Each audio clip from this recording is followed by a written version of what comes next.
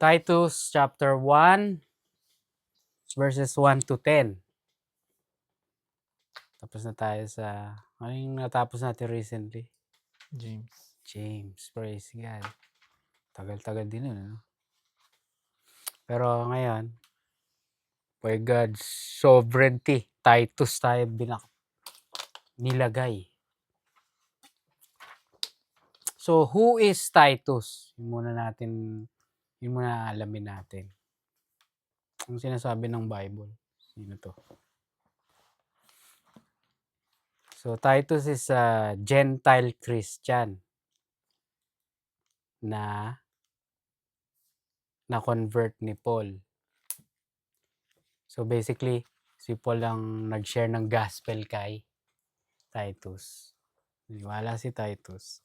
Kapag binasa mo yung verse 4 nito, ayan, to Titus, mine own son, after the common faith.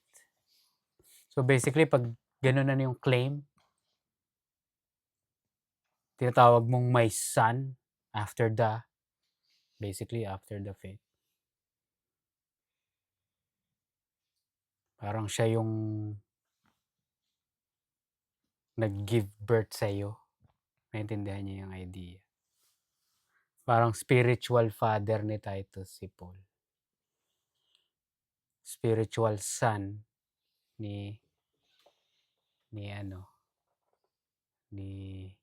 Paul si Titus. Kunyari si BJ, sino nag-share sa'yo, no?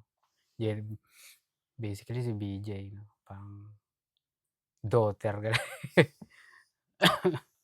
Daughter ka niya. So, Titus as a Gentile Christian. Ano pa? Si Titus is he was taken by Paul to Jerusalem sa missionary journey niya. So, mission partner ni Paul, si Titus.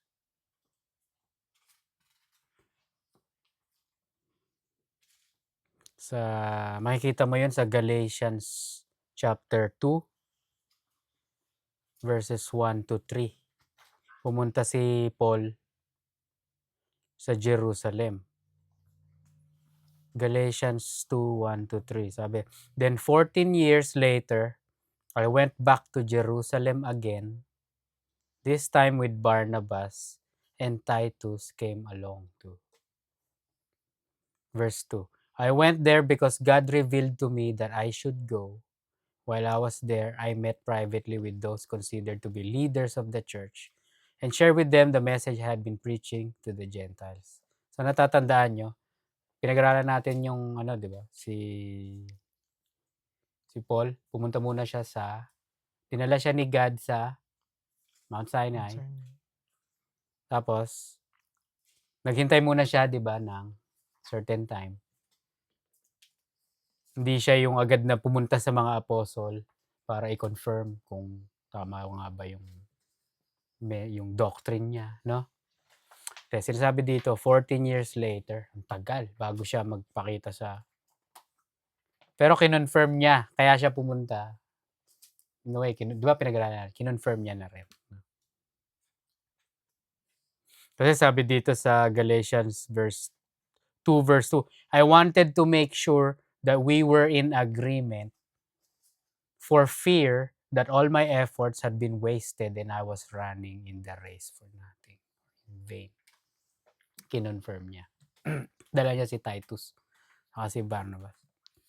Verse 3, and they supported me and did not even demand that my companion Titus be circumcised, though he was a Gentile.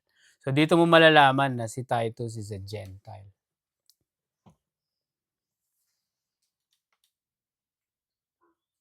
Kasi usually kapag Jewish, dalawang klase, no, yung time nila, Jew at saka Gentile. Kapag Jew ka, kailangan circumcised ka eh. Turo yun eh. Forefathers nila, Abraham, circumcision.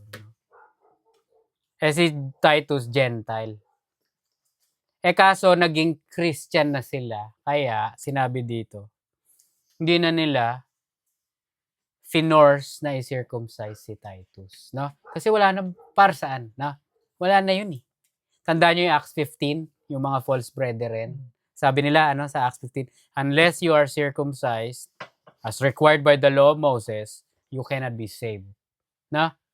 Dito mo makikita na sa Galatians 2 na obsolete na 'yun, yung old school na 'yun. Yung law na kailangan circumcised, 'no?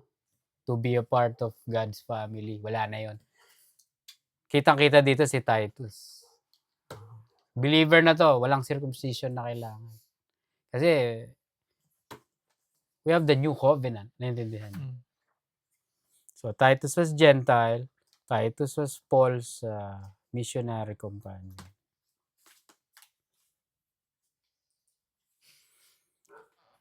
Pag binasa mo yung Corinthians, no? Si Paul kasi ano siya, apat yung ano niya, yung missionary journey. Tingnan niyo 'to. 4 na beses siyang nag-journey. So, ito yung ano, legends natin. Purple, first, second, blue, third, red, green, fourth. So, yung first niya, purple, wala pa siyang kasama niyan. Si Titus, kasama niya, second missionary journey, third missionary journey, tsaka part ng fourth. Tumigil siya sa, siguro sa kalahati. Malalaman natin kung ano nangyari, bakit hindi niya nakasama si Titus. Nalaman natin yan sa yung mga letters ni Paul sa Corinthians. Panay ang mention niya about Titus. Kunyari, 2 Corinthians 2:13, sabi ni Paul, ESV, my spirit was not at rest because I did not find my brother Titus there. So I took leave of them and went on to Macedonia. 2 Corinthians 8:23, as for Titus, he is my partner and fellow worker for your benefit. And as for our brothers, they are messengers of the churches, the glory of Christ. Nagkalat yan. Ang daming passage sa Corinthians. Puro si Titus ang ano niya. Ano pa si Titus? He was also assigned by Paul in Crete to deal with false teachers. Nandito na yan sa Titus. Inassign ni Paul si Titus to deal with false teachers. Nasa verse 10 yan to 14. Tapos chapter 3, 9 to 11. Sa Titus, ito pa, ano pa? Nasa Titus 3:12, may kapalit siya. Parang siguro ano na to, nag-retire na si Timothy o bakasyon na. Ang kapalit niya si Tychicus at saka or si Artemas. After ng ministry niya, may replacement na siya. Dun sa Crete. So si Titus is Paul's trusted companion. Trusted companion ni Paul. Kasi binibigyan ni Paul ng mga assignment at saka mga heavy duty na obligation to si Titus. So yung Bible wala masyadong sinabi kay Titus maliban dun sa mga na-mention natin. So alam na natin yon that Titus is Greek, trusted companion ni Paul. Kasama ni Paul sa kanyang mga missionary journey. Okay? Punta tayo sa verse 1 na. Paul, a servant of God and an apostle of Jesus Christ, according to the faith of God's elect and the acknowledging of the truth, which is after godliness. Servant. Paul, a servant of God. Grabe, ito na naman tayo. Napag-aralan na natin yung Colossians, Ephesians, Galatians. No? Palaging ganito na lang yung palagi ganito opening ni Paul, no? he always, not just Paul, si Peter din, nire-refer niya yung sarili niya as a servant. Pero yung, this is tawag nila dito? Parang light term lang tong servant na to eh. Pag tinignan mo talaga yung Greek, this is talking about a slave. No? This is a slave or a bond servant. Ang ibig sabihin ng bond servant, ano yun? Voluntary. O a person bound to a master. Parang forever na. So yun ang ibig sabihin ni Paul dito. Forever slave. Forever voluntary slave ni God. Ganon din tayo. Na? We're a doulos. Yun yung Greek word. A doulos. Forever voluntary slave of God. And an apostle, alam nyo na yung meaning ng apostle, no? Not everybody, especially right now, wala nang apostle basically. May mamimit ka sigurong tao, like me, nakakamit ako ng tao, sabi nila apostle daw sila. Oh, I'm apostle, ganyan. I'm apostle. Biblically speaking, to be an apostle, you have to have seen the Lord Jesus Christ para maging apostle ka. So basically, ilan lang yung apostle, no? In a way, 13. Nagpakamatay yung isa eh. Si Judas. Nagpakamatay si Judas. Nagbigti. 14 siguro, no? May kapalit eh. Nagano sila. Spin the battle. May kapalit. Sino nangyari? Si Matthias. Tama ba? Tapos, yun yung mga ginawa that's the will of man, no? I think ang replacement ang replacement is gonna come from God, no? Not from man. But God played along with them, no? So, hinayaan niya yun. Ang tunay na kapalit, the Apostle Paul. So, nagkita ba sila? Nagkita. Napag-aralan natin. They have, no? If you studied the scripture, the history, Paul met with the Lord Jesus Christ sa Mount Sinai. Diba? Tsaka nasa letter din ni Paul. Maano yata natin yan mamaya. Matutumbok natin. Na mismo first hand yung message na dala niya is from the Lord Jesus Christ.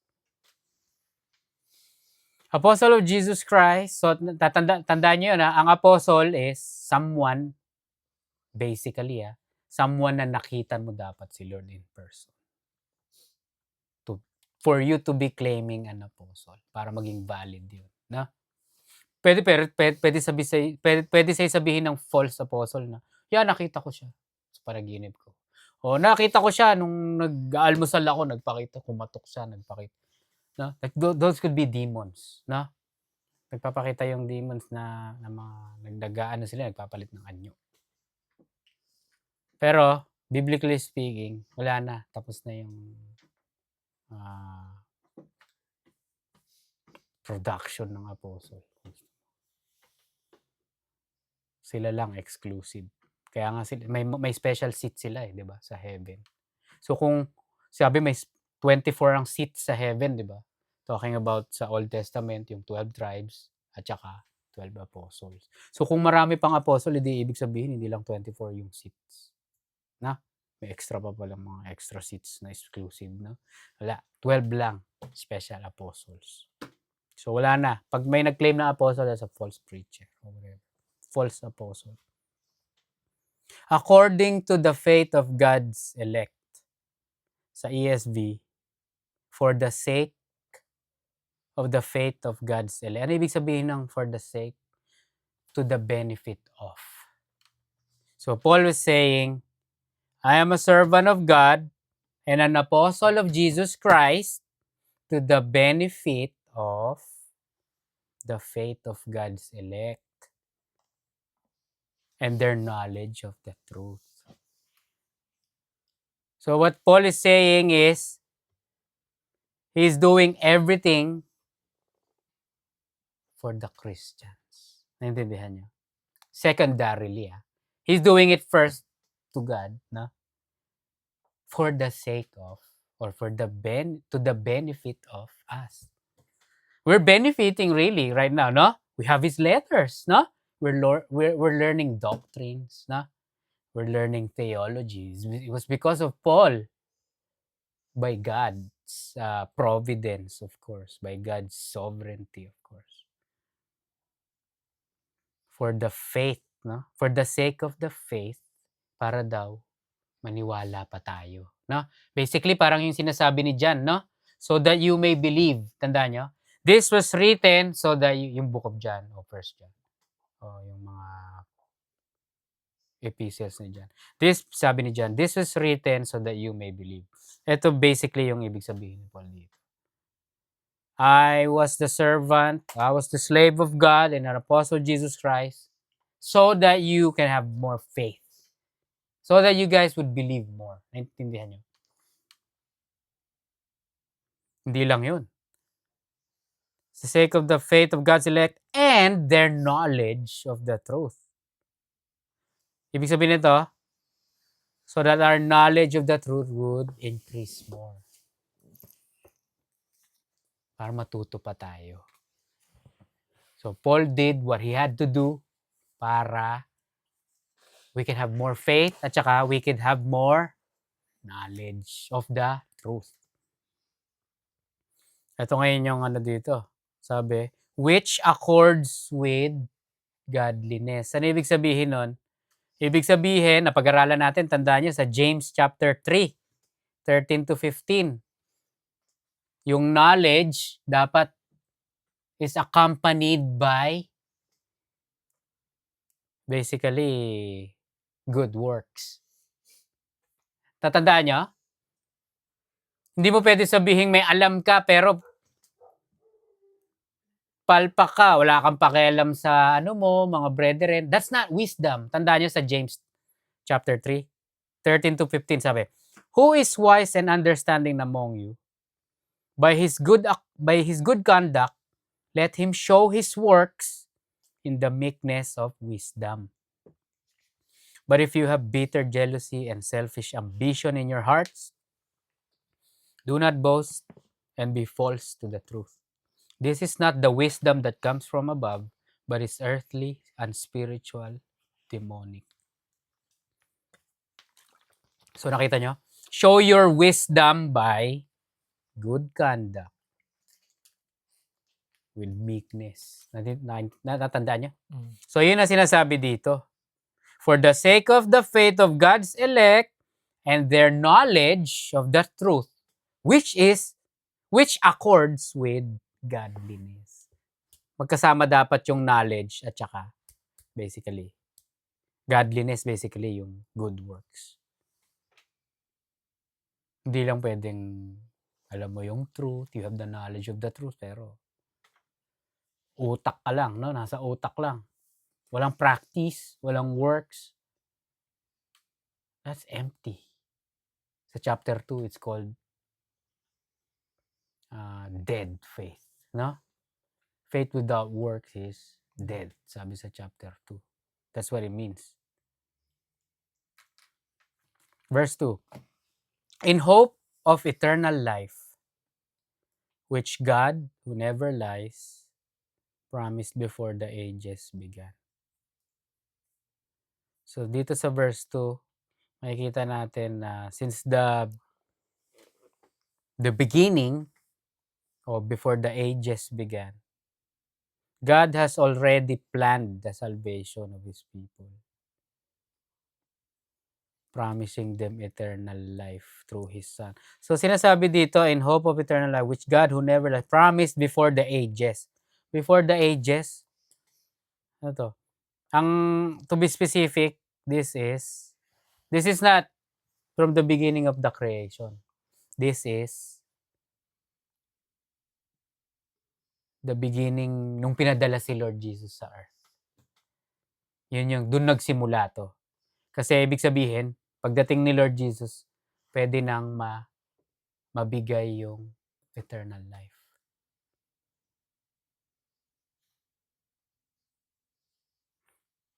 Naintindihan niyo? Romans 1:2 ESV. Which he promised beforehand through his prophets in the Holy Scriptures.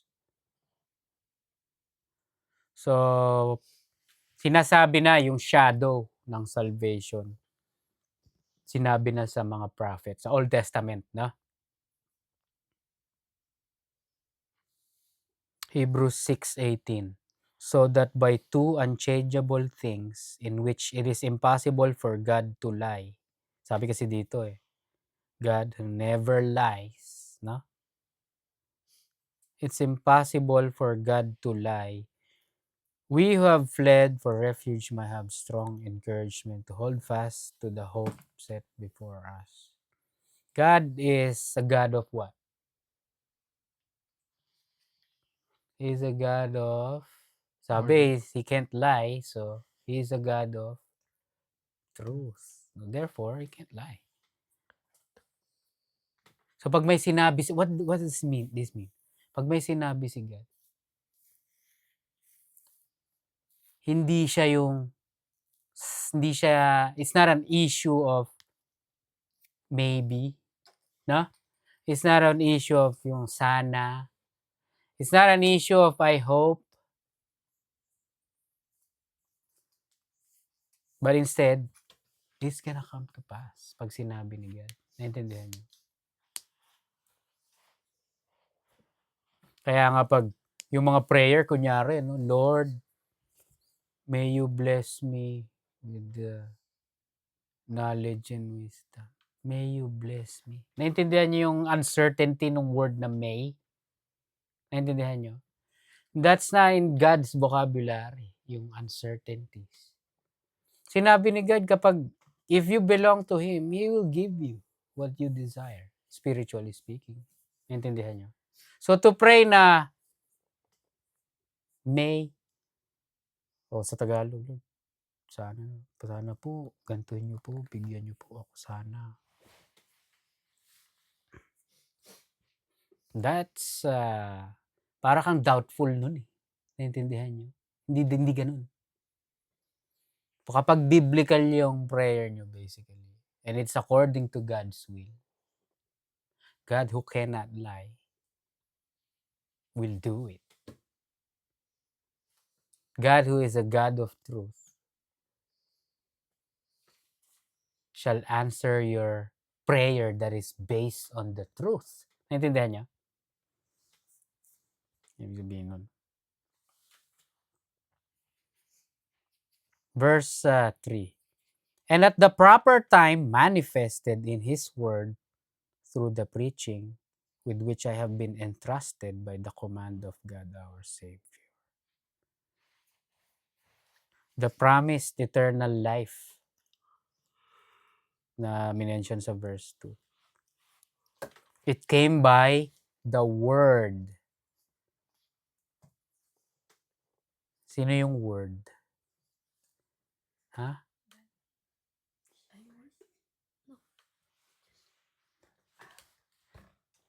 Ang bilis talaga pag no? Ang sagot lagi, God. God. Mga tawag, mga non-believer, ganun din But we have to be specific. Diba? It's the Lord Jesus Christ. The Logos.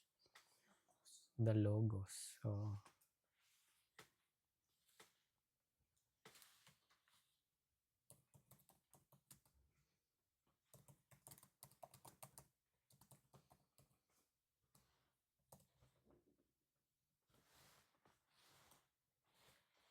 kailangan. Meron akong hinahanap sa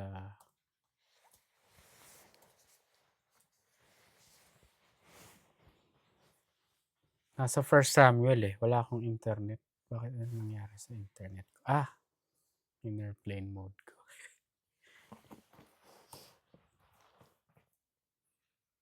Sa 1 Samuel 3. Basahin mo, Jay. 1 Samuel chapter 3. Teka. 1 Samuel chapter 3. Basahin mo yung verse 1 lang.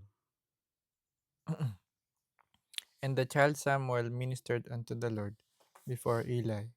And the word of the Lord was precious in those days. There was no open vision.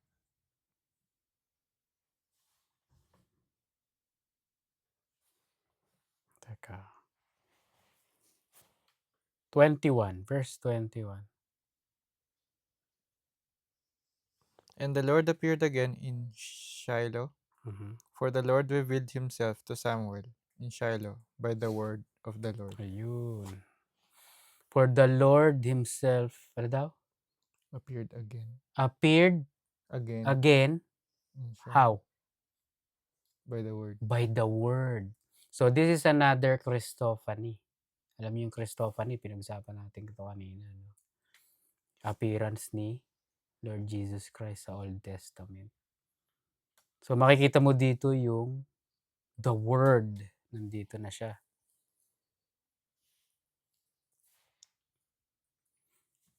Balik tayo sa verse 3 ng Titus. It came by and at the proper time manifested in His word. Basically in His Son, the Lord Jesus Christ. Si Lord ang nagdala nung promise ng eternal life, di ba? Through the salvation. Right? Yun yung sinasabi dito. Which I have been entrusted by the command of God our Savior. This is one passage na nagsasabi na yung mga letters ni Paul is or should be canon. Ano ibig sabihin ng canon? Basically, Genuine. kasama sa Bible. Search mo nga, Fe. Ano meaning yun?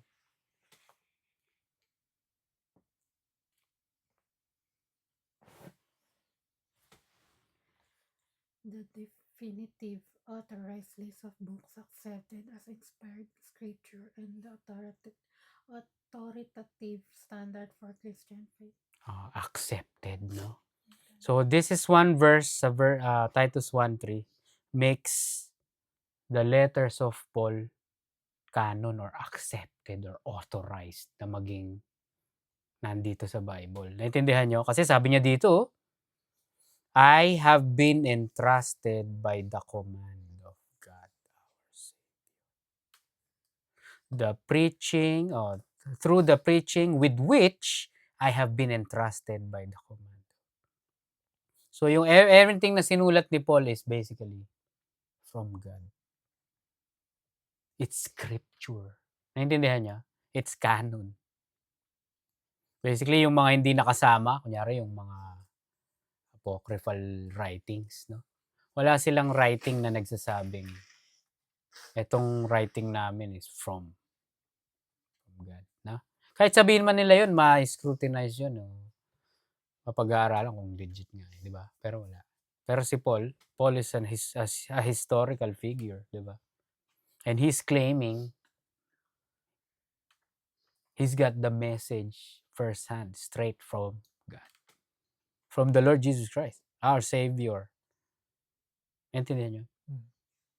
Verse 4, to Titus, my true child in a common faith.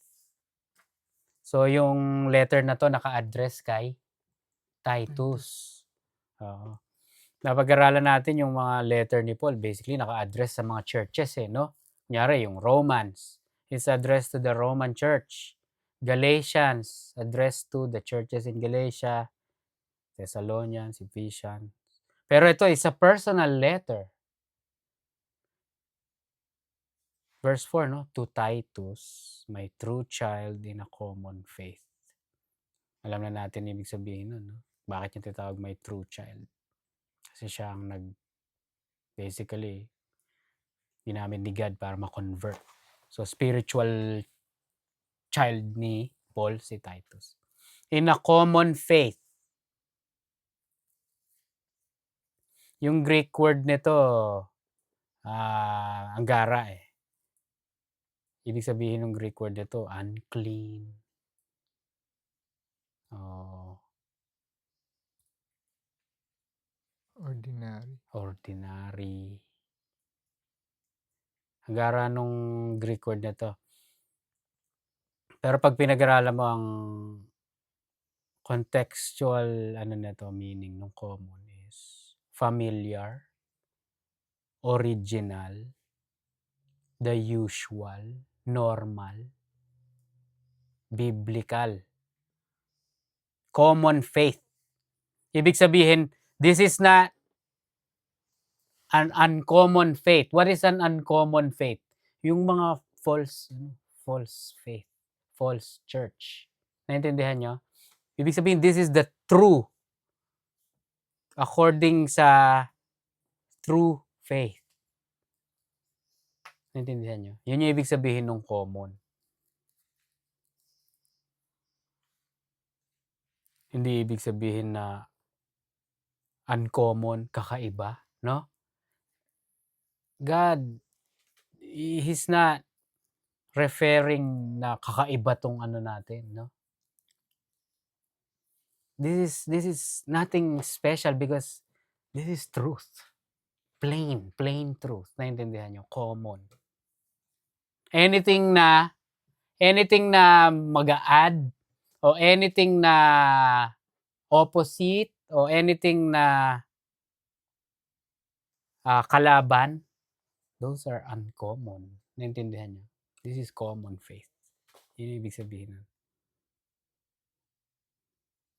Grace and peace from God the Father and Christ Jesus our Savior. Common greeting na naman to, especially ni Paul. Grace and peace. Sa Israel o sa Jerusalem, ang common greeting ng mga Jews is Shalom. Peace. Shalom. Manood ka ng mga biblical movie na nasa ang setting sa Israel. Pag nag-greeting sila, Shalom, Shalom. Peace. Pero dito kakaiba si Paul, pinagsama niya grace and peace. May nabasa akong study, yung grace daw is for the Gentiles.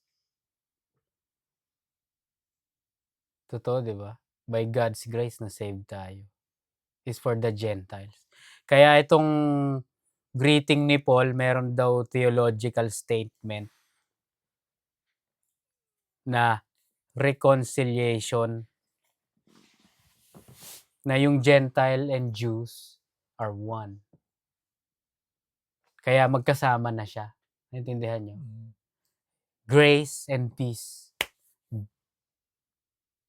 Gentiles and Jews. Kaya ang greeting ni Paul, grace and peace. Ano ibig sabihin ng grace? Undeserved favor. Undeserved favor. Ano pa? It's something na you don't deserve. That's what grace means, na? Something you don't something na hindi meant to be sa'yo, no? Naintindihan mo yon, Jisan? Yun ang meaning ng grace. Hindi karapat-dapat sa'yo, nakuha mo. To make that make sense sa salvation natin, ano ang karapat-dapat sa ating sinners? Hell, punishment, judgment, condemnation, no? But instead, we receive that which we do not deserve, which is grace. Hindi natin natanggap yung karapat-dapat sa atin. Na? Instead, ang natanggap natin, yung hindi natin deserve. That's grace. Kay God lang nanggagaling yun, yung grace. Also, ganun din yung peace. Na? Sabi ng Bible, dito sa mundo, no?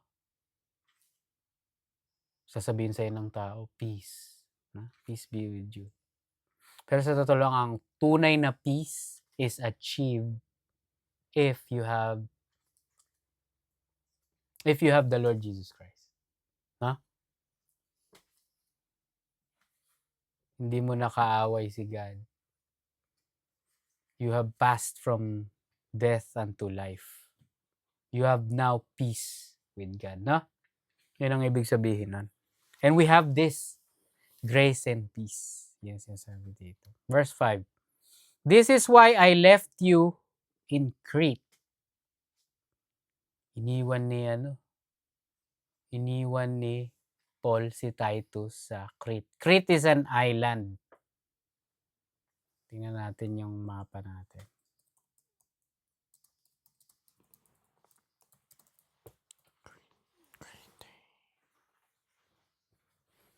Sina-silent ko pa eh. Kala mo naman may magte-text sa akin. Crete yata pronunciation. Aha. Sa sa Greek.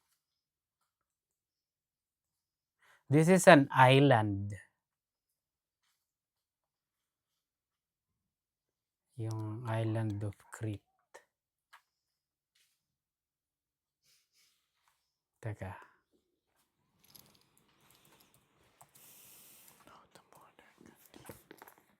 So, hindi ko makita eh. Pero ito, kunyari, ayan. Ayan naman tayo.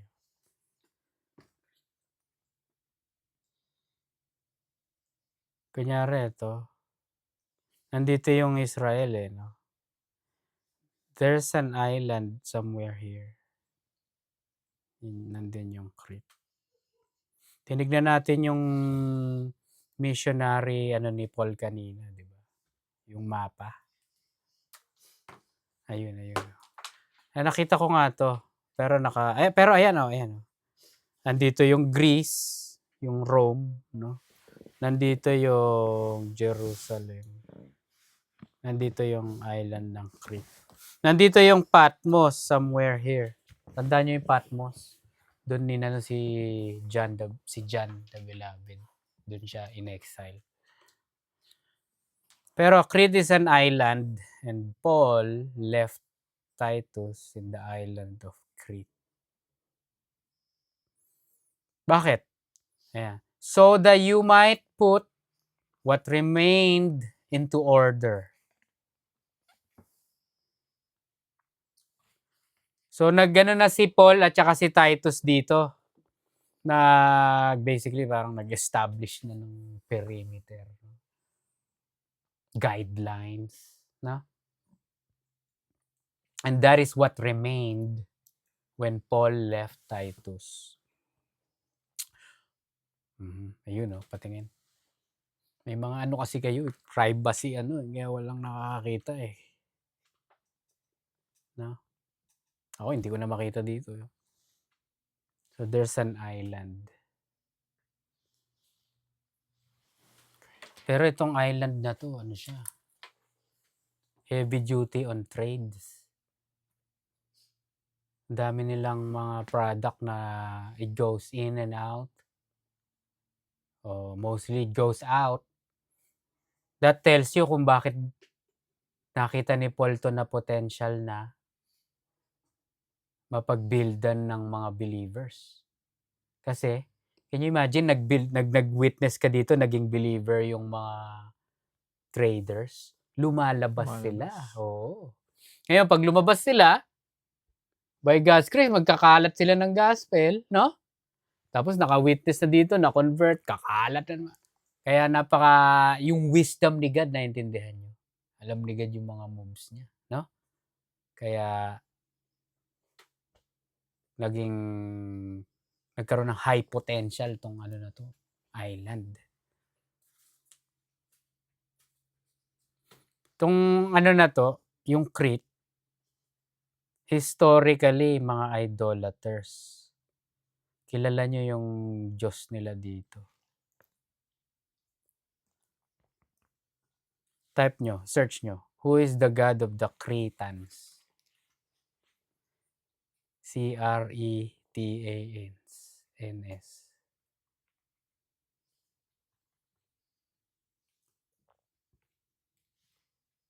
Zeus? Si Zeus, oo. Diyan daw ang, according sa Greek mythology, diyan daw pinanganak si Zeus in a hidden cave on Mount Ida or Mount Dicte, island of Crete.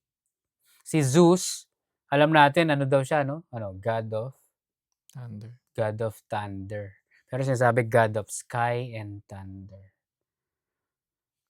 Sky god, thunder god in ancient religion.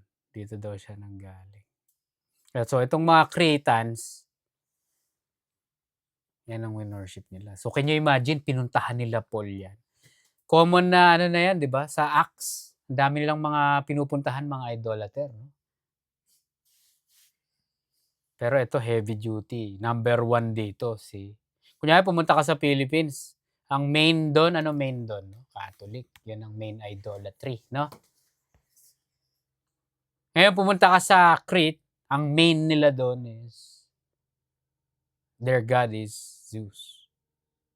So si Zeus daw is son of Titan Cronus and his mother Rhea.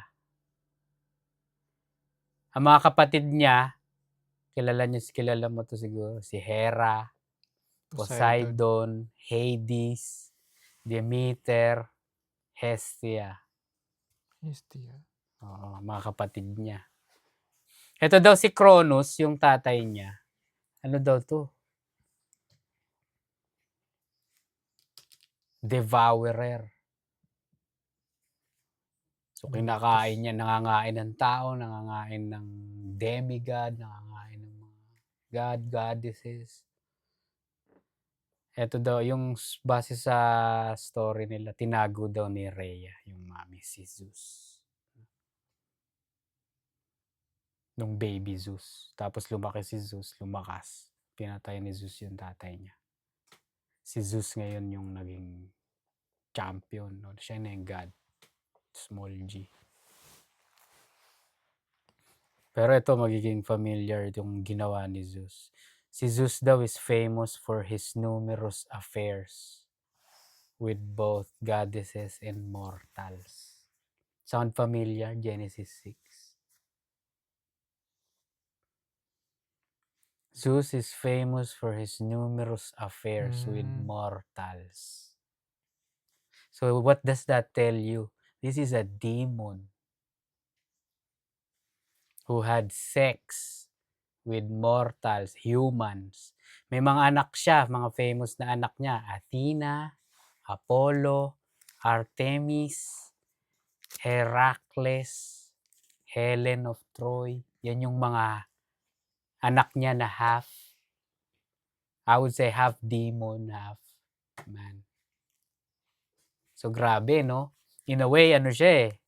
It's not just, alam mo, narinig nyo na yung term na mythology, no? It doesn't mean na hindi totoo yung mythology. Pag sinearch mo yung meaning ng mythology, mythos, it's basically truth, facts, event that happened. Hindi yung myth na meaning natin ngayon. Pag sinabi mong myth, hindi ka nag-exist, di ba? Hindi totoo. Pero pag sinearch mo yung meaning, this is history. Pero pag bumalik ka nga sa Genesis 6, kung ano yung nangyari doon, tapos binasa mo yung Enoch, no?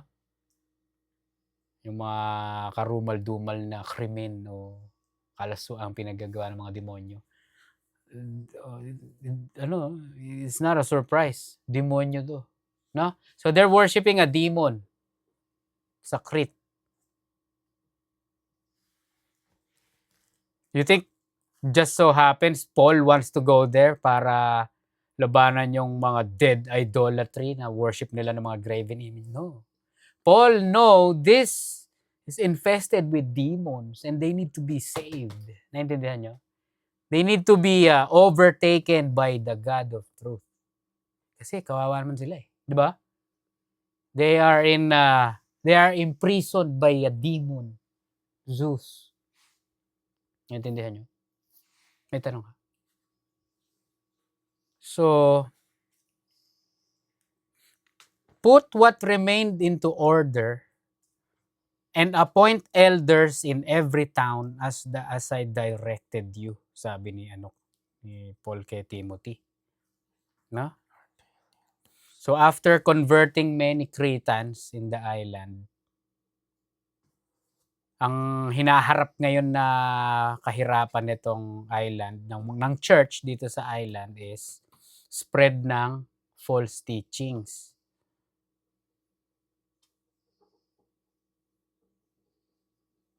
So Paul directed Titus to look for and appoint elders or qualified leaders in every town.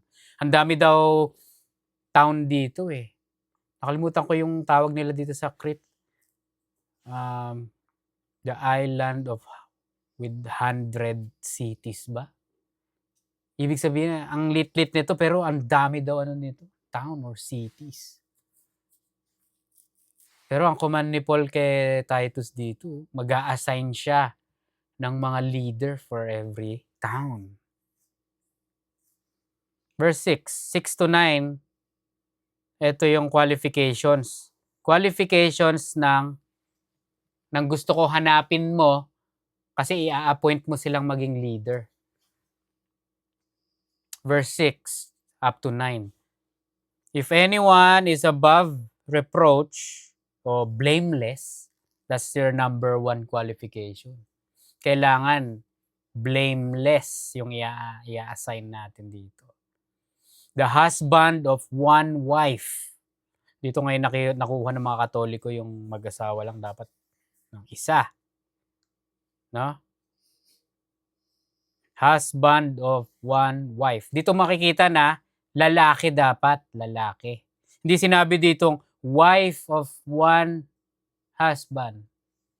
So ang leader mo ang hinahanap dito, lalaki.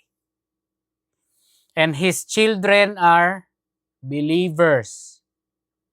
So grabe, hindi ka pwede, kunyari, blameless ka, isa lang asawa mo, 5 anak mo, 3 lang ang believer, yung 2, non-believer. Hindi pwede. Ibig sabihin, bakit? Ibig sabihin, it is chaos in your household. Naintindihan nyo? Kailangan everybody submitted to God. And you being the head of the household. I'm gonna appoint you to be a head in a church. Tapos yung household mo has unbelievers. Has non-compliant, rebellious kids, no? Non-believing kids. Disobedient, hindi pwede. Kailangan believer sa mga anak mo. Ano pa? And not open to the charge of debauchery. Debauchery is excessive indulgence in sensual pleasures, immorality, depravity, impurity, immodesty, corruption, degeneracy. Hindi ka daw dapat yun. Basically, baboy. Hindi pwedeng ganun. Yung may mga kabastusan, kababuyan, associated ka sa ganyan, hindi pwede. You can't be a leader. You can't be a bishop or an elder in the church. Or insubordination. Ano yung insubordination? Misbehavior, misconduct, delinquency, disobedience, rebellion. Makes sense, no? Kailangan Christian mga anak mo eh. Defiance, non-compliance. Hindi ka pwede maging leader tapos ganito, meron kang rebellious, defiant spirit, disobedient spirit. Palaban na gusto mo, ikaw ang hindi ka susunod. Kunyari may inassign si God na law and order sa town mo, sa city. Kunyari nag-assign siya ng mga law enforcement, mga police. Tapos ikaw, non-compliant, rebellious ka, tapos in defiance towards the law enforcement. Hindi ka pwede. Naintindihan mo? And you hate them. Kaya ano sabi ng Bible, si God ang naglalagay nun, di ba? Para i-manage yung evil. So, hindi pwede na basically rebellious. Verse 7, agree siya. Agree daw siya. Si Chief. Verse 7, for an overseer as God's steward must be above reproach. So makikita mo dito, as the steward of God. You have to be a steward of God. Steward of what? Pag believer ka, we are entrusted by God to manage and look after the things of God. Specifically, His Word, His flock, His children. We look after each other. No? Not just me over you, no. You guys should look after me then. You look after your Christian mom. Diba? Spiritually speaking,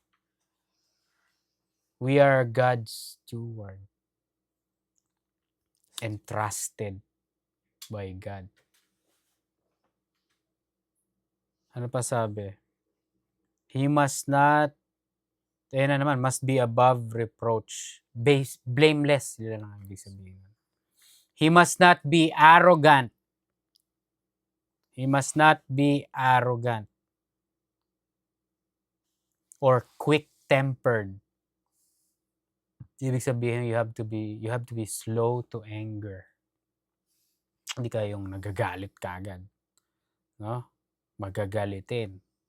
Hindi fitting sa leader na i-assign dito sa mga Kailangan example ka. Slow to anger. Or a drunkard. Sa King James, not given to wine. Pero a drunkard, basically, napakadaling ibig sabihin nito. Hindi ka lasenggo. Or hindi dito kino-condemn yung uminom, di ba? Kasi si Lord Jesus nga nag-convert ng water to wine, no? Wine ang ginagamit nila sa Lord's Supper, no? Walang mali doon na uminom. Ang mali is to be a drunkard. Manginginom, lasenggo, no? Alcoholic. Hindi ka mako-condemn doon. You're not gonna go to hell kasi alcoholic ka, no?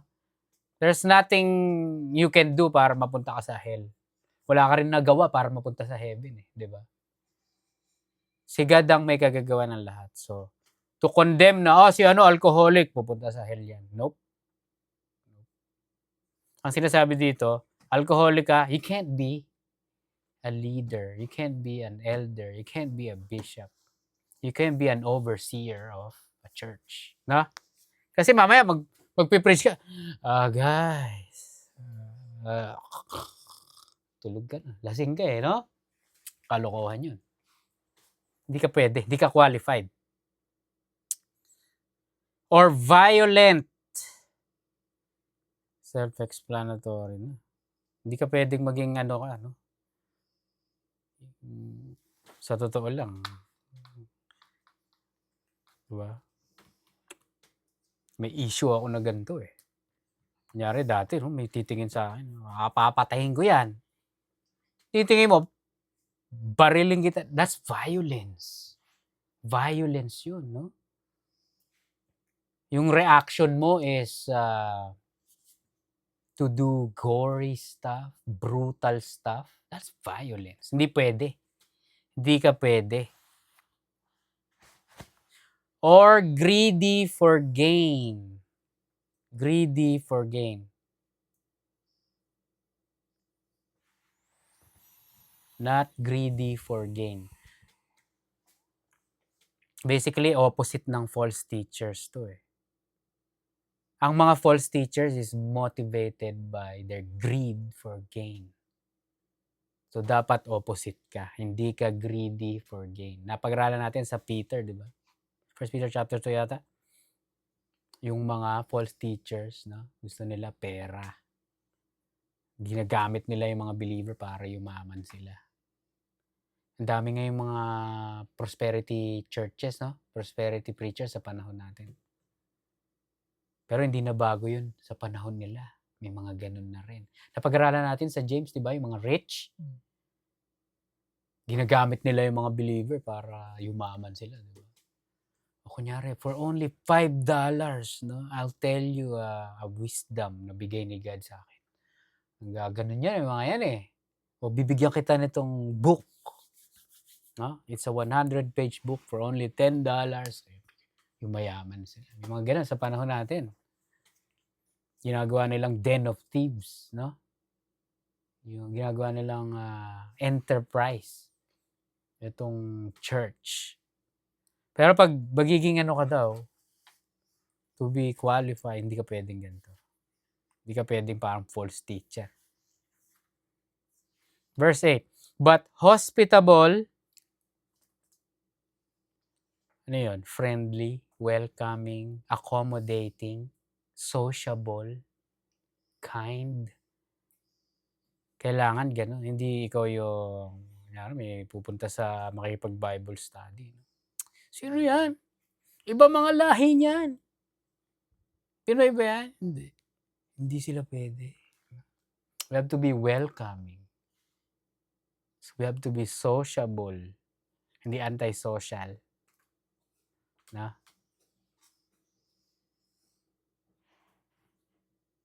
A lover of good. Sa lover good men. Pero ang interpretation, lover of good.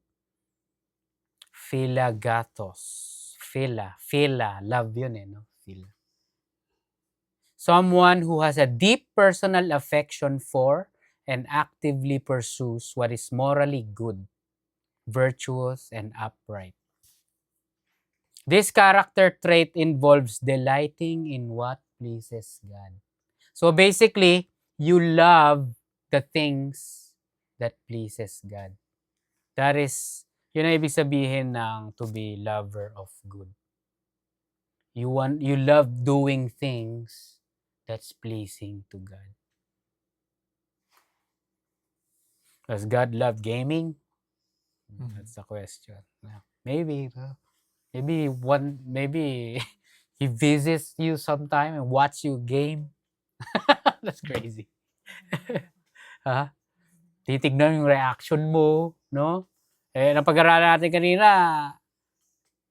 nakikita niya, naririnig tayo, no? He's omnipresent. Violent reaction, ha? Outburst of wrath. Tawagin. Diba? Ingat yun. Hindi ka pwede. Basically, kung gamer ka na violent gamer, nababan ka for hours and hours, no? May nakakatanggap ka ng 7,000 hours. Hindi ka pwede. Siguro 1 hour ban, pwede. Okay lang. Hindi.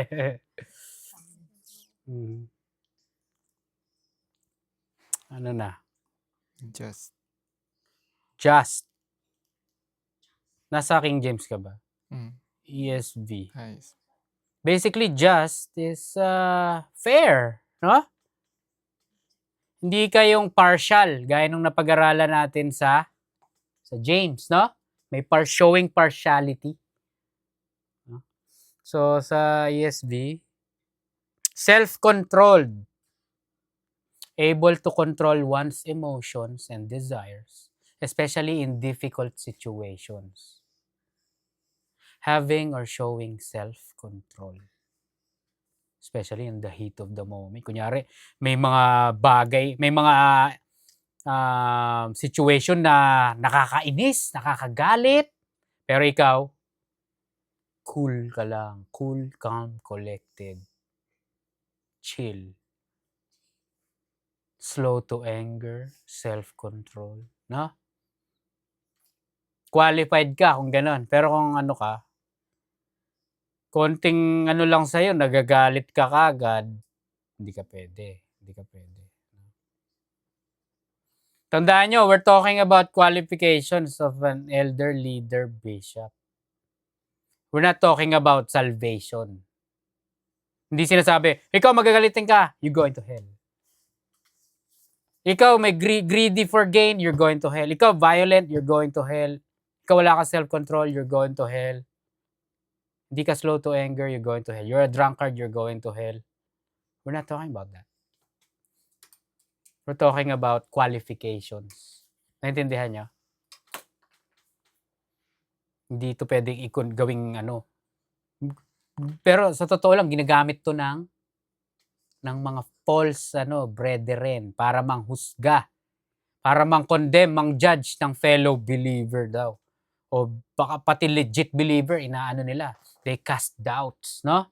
Para maging maging works-based yung inaano nila. Dinidemonyo nila. Ikaw, ano ka, ganito ka. So therefore, kailangan opposite. Ang tendency ngayon nun, gagamitin mo yun, ito, as ticket mo sa heaven, no? Hindi ako drunkard, so I'm good, no? I have self-control, I'm slow to anger, I'm hospitable, I'm not greedy, I'm not violent. Doon ka ngayon kakapit. Doon ka ngayon magkakaroon ng confidence sa salvation mo instead na kay Lord. So masama, no? Kaya ginagamit 'to ng mga nandidemonyong fake believers. Kaya mag-ingat kayo. Out of context 'yun. This is talking about qualifications, not salvation reasons para ma-save ka. Hindi ito. Nasaan na tayo? Inulit na naman yung self-control. Upright. Ibig sabihin, honest, honorable. Honorable and honest. Maasahan. Upright. An upright man, an upright woman. Maasahan. Holy. Dito yung yung Greek word nito it gives the wrong interpretation. Yung Greek word niya, it means pious. Ibig sabihin sacred, pure. Hindi yun yung ibig sabihin. Ang gara ng di ba? Tandaan niyo, alam niyo na to eh. Yung meaning ng holy sa mundo is iba sa biblical meaning. Naintindihan nyo? Ang definition ng holy dito sa mundo is kailangan righteous, no? Malinis, sinless, pure. Yun ang meaning ng holy dito sa mundo. I don't think that's the biblical meaning. Ang biblical meaning ng holy, ilang beses natin napag-aralan. Ano ibig sabihin ng holy? To be set apart. To be set apart. Separated. Sino naggawa nun ng separation? Si God. So basically, it means distinct, different, or obviously different from a non-believer or a pagan. Iba ka dapat, hindi ka kagaya ng mundo. This is not talking about a personal piety, personal purity. It's not talking about personal. Naintindihan nyo? So, kailangan daw holy. Separated unto God. Ano pa? Disciplined. Temperate, restrained, self-denying. May disiplina. Especially spiritually. Everything na ginagawa mo is calculated.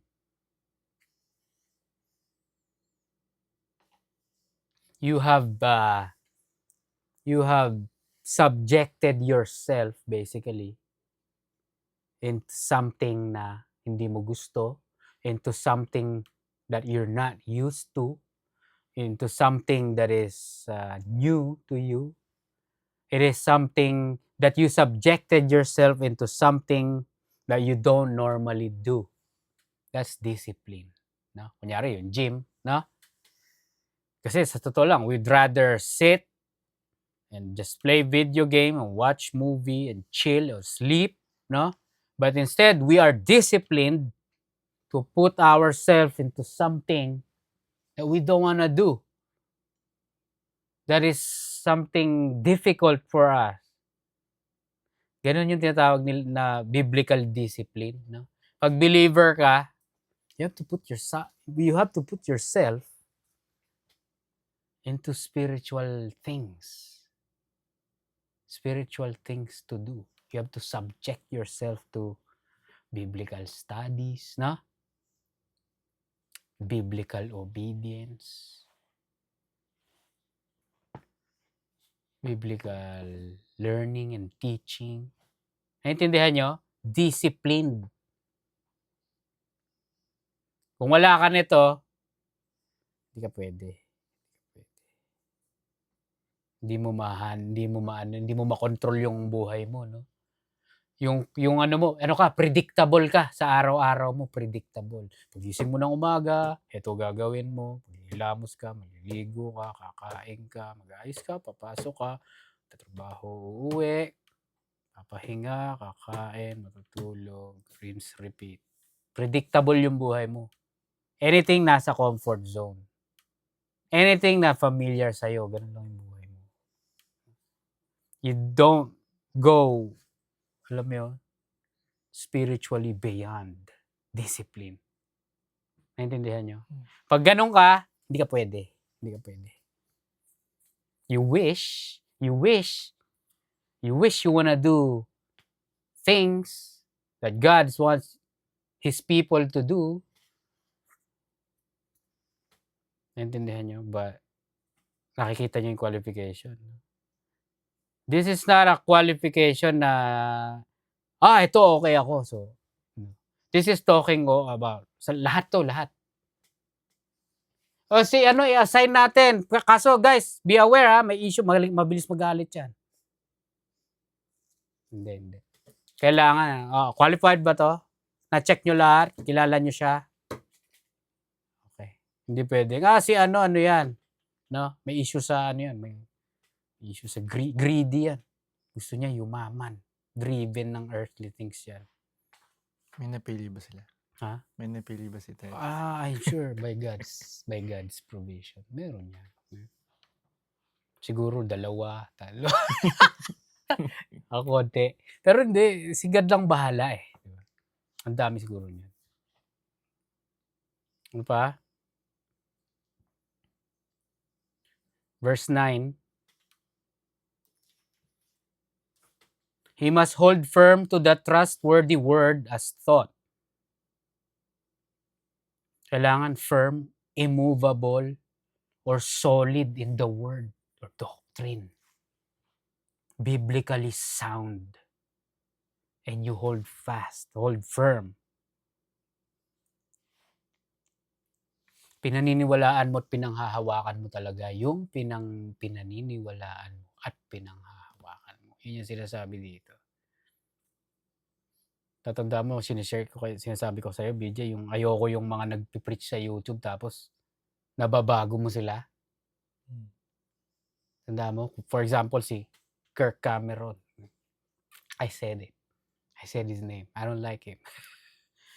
Sinabi niya, diba, guys, correct me if I'm wrong. And kung mali ako, sige, magbabago ako. Kasi naniniwala siya, salvation is by works. Kung mababago daw siya, kung mako-correct daw, sige, magbabago. Yeah, good for you. Praise God kung mabago ka. Pero ang sasabihin ko sa iyo, kung hindi ka firm, no? Tapos may platform ka sa YouTube, nagtuturo ka. Nababago ka, tapos may YouTube channel ka. Oh my goodness. Why would I listen to you? Magbabago pala yan eh. Kung ano yung pinipreach mo, pwede magbago. Naintindihan mo? Why would I listen to you? I'm not gonna listen to you. Go ahead. Keep on. Be like that, but I'm not gonna listen to you. I'm not gonna sit down and, di ba? And refer you, naintindihan nyo? To other believer. Listen to this guy. Nagbabago yung belief niya. Kalokohan yan. No? Yun yung sinasabi dito. He must hold firm to the trustworthy as taught. Kaya ngayon responsible tayo na pag-aralan very deep yung truth. Naintindihan nyo? Responsible tayo dun. Kunyari kayo, kung ano yung sabihin ko sa inyo, tapos sa pansin nyo, iniba ko, maniniwala kayo? Kasi iniba ko. Am I the authority here? Naintindihan nyo? You're responsible personally to study and be really taught by the Holy Spirit. Not me. Naintindihan nyo? Hindi ko sinasabi na, huwag kayo maniwala sa sinasabi ko. Hindi ko sinasabi yun. Lord willing, checkin nyo kung ano yung sinasabi ko. Guess, baka kayo yung tanggap kung ano yung sabihin ni ano. Kunyari, ikaw, sasabihin mo sabi mo ganito eh. No? Hindi ganun. Diba? Tandaan nyo may responsibility kayong mag-aral. Mag-aral. Personally. One-on-one kayo with God. Not me. Not every Sunday with me. Naintindihan nyo? Yan sinasabi dito. And bakit daw? Bakit daw hold firm, no? Bakit daw immovable, solid? Ayan na. So that he may be able to give instruction in sound doctrine. So, isa sa qualification is you have to be able to use the word to exhort. Ano ibig sabihin ng exhort? Give instruction. Encourage, urge, charge, or command. Counsel, admonish, o give advice. Naintindihan nyo? Basically, ang sinasabi dito, kailangan rooted ka in the truth, in the word, student ka ng word, firm, para makapag-instruct ka ng sound doctrine. Ano ibig sabihin ng sound doctrine? Basically, biblical. Truth. Truth-based.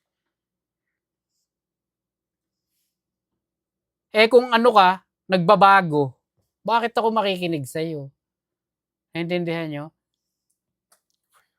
Kung may makapagsasabi ni Kirk, kung may makakapagsabi sa akin na so kukunin mo yung truth mo from this guy. That's what you're saying. Why would I listen to your empty words then? Di ba? You have to study by God's grace. Ask God for the truth, knowledge, wisdom, the deep truth, the meat. Bakit daw? So that he may be able to give instructions in sound doctrine. You may be able to exhort, encourage, urge, charge, counsel, admonish, command, give advice. Naintindihan nyo? Kung ano yung sasabihin mo, dapat biblical. Pag sinabing biblical, ibig sabihin, based on the Word of God. Straight from God. Truth. Naintindihan nyo? Hindi kita pwede bigyan ng advice tapos I made it up. What I gave you, I made it up. I'll be damned pag ganun. Naintindihan nyo? I'll be damned. I'm responsible. Tapos naniwala kayo, you took it. Delikado ako nun. Naintindihan nyo? Yung pinag-aralan natin sa James, no? Do not let everybody desire to be leader teachers, no?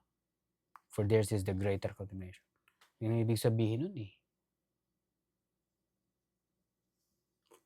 So basically, kapag minister ka ni God, qualified ka na, you're walking in a way, in thin ice, on a glass, ready to crack. Hindi ka pwede, sa totoo lang, it's strict. It's work, strict work. Naintindihan mo? Every time na nagsa-search, personally, kunyari ako, I really need, by God's grace, I really need to make sure that's the truth. That's biblical. That's what it really means. So, ganun din dapat tayong lahat. Naintindihan nyo? So, kumbaga sa restaurant, yung mga nagluluto doon, they have to make sure walang contamination yung siniserve nilang pagkain sa inyo. Kasi mapapatrouble sila eh. Masuso yung restaurant. Yung ano, may paan ng daga o yung ano namin. Ay, may ipis oh. Yari ka nun, no? Sa totoo lang, I think by law, sarado yung restaurant mo. Sarado yan. Tapos, you can pay big amount of fines, no? Bawal yun eh. Sa Word of God, ganun din. Hindi ako pwede mag-serve ng ipis. May buhok ng daga, may tae ng daga, o tae ng manok, no? Bawal yun. Kailangan soma yung ihira. Masarap. Malinis. Quality ingredients. Ha? Oo. Ay, hindi. Si Soma, nagsiserve ng weird yun eh. Ano pa? So they obey to instruction, sound doctrine, and also to rebuke those who contradict it. Ano ibig sabihin ng rebuke? Tama. Correction. Sa totoo lang, this has implication on implication na confrontation. Rebuking, no? Coming to them face to face. Tandaan niyo si Paul, ni-rebuke niya si Peter. They were face to face. Kasi si Peter was being a hypocrite, no? Kumakain si Peter with chill sila eh. Nagtutulakan pa sila siguro, no? Nagkukurutan, nagkikilitian, no? Sa lamesa kumakain. Nang dumating si Paul, umayos si Peter. Ni-rebuke siya ni Paul. Ano ba yan? Hypocrite ka. Ni-rebuke. So basically, to rebuke is to convince those who contradict. Sa ESV yun. No? Those who contradict. Rebuke those who contradict. Those of the opposition. So, kailangan mo yon yung firm to the trustworthy word as taught para makapag-instruct o mag-exhort in sound doctrine, biblically, at saka makapag-rebuke dun sa mga kalaban. Hindi lang sa kalaban, kundi dun sa mga believer na nagmamarunong, na mali naman. Naintindihan nyo? Ganun eh. So, yun yung mga qualification. Verse 10, for there are many who are insubordinate. Insubordinate, unruly, anupotaktas, disobedient, non-compliant, rebellious. Many daw, for there are many who are insubordinate. Empty talkers or vain talkers. Matayologos, one who utters senseless things. May mga na ako na-encounter na ako. Ang daming sinasabi, mga wala namang kahulugan. Kahit Bible na walang kahulugan. And deceivers. Frenapates. Seducers. Bakit seduce? Ano ibig sabihin ng seduce? No? Parang nang lulure, di ba? Basically, di ba, deceivers, basically, manloloko. Pero ang dito, seducers. Kanino ngayon nag-a-apply yun? Kasi yung mga false teachers, sinuseduce kanila na mag-join sa kanilang false religion. Kaya tinawag na yung deceivers, seducers. Kasi sinabi dito kung sino yun, no? Especially those of the circumcision party. Who are those? Yung nasa Acts 15. The false Christians. Those who are of the circumcision. Mga false brethren sa Acts 15. They believe salvation by works. Ano sabi nila? Diba? Unless you're circumcised, you can't be saved. Insanity. Diba? So, makikita mo dito na itong mga Acts 15 false teachers, false brethren, nag-travel Nasa sila. island. Ha? Nasa island. Nasa island ng mga demonyo. Nakarating sila. Nandun sila galing sa Jerusalem eh. Sa Acts 15, yun eh. Tapos nandito na sila sa island of Crete. Nakita mo naman, yun yung idiom na may ano yun? May pakpak Balita. ang balita, no? May pakpak ang balita. Ibig sabihin, ang bilis nila. Sa totoo lang, yung mga demonyo, ano sila eh, may pagka mabilis yan eh. Di ba? Narinig nyo na yung term na speed demon, no? Pag sinabing mga demonyo, associated sa bilis yan. Pasa sa demon. Mga mabibilis. Pero look at this. Nandun na mga mokong. Nagkakalat na ng kademonyohan, mga false teaching. Nasa island of Crete na. Sila yung sinabi dito eh. Those of the circumcision party. So next study sa 11:16 we're gonna look more on this false teachers. Bakit inassign si Titus doon para harapin 'tong mga to?